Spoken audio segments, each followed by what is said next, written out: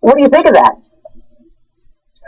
Well, Jane, I first have to say that in the capacity of speaking today, I'm not speaking on behalf of the National Domestic Violence Hotline. I am speaking primarily as an advocate for women and survivors of domestic violence, because I just think that Jodi Arias, and I've never held this position before, but I don't think Jodi Arias exhibits the position that one who has experienced domestic violence before exhibits.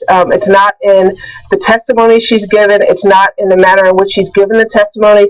And the biggest issue for me is she hasn't been able to answer why. Why didn't she write anything down? Why didn't she go to the authorities? Why didn't she tell anyone?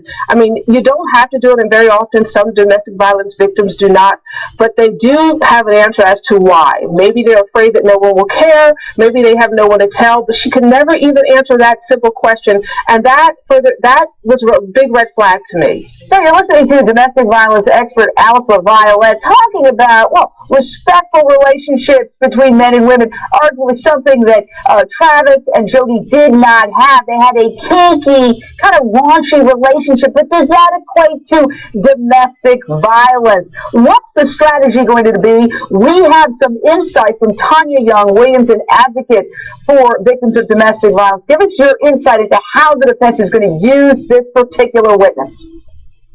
Well, Jane, listening to this expert, and of course she's wonderfully qualified to offer testimony here, but it seems to me that she's not going to try to convince the jurors that Jodi is in fact a victim of domestic violence, as much as she's going to be able to say that Travis exhibits the personality traits of an abuser. And what makes her testimony different than our last expert is she's not only going to have to rely on Jodi's testimony, she's going to look at his text messages, she's going to listen to his voice messages, and she's going to be able to say to the jury, taking his own words, he exhibits some of the personality traits that an abuser has.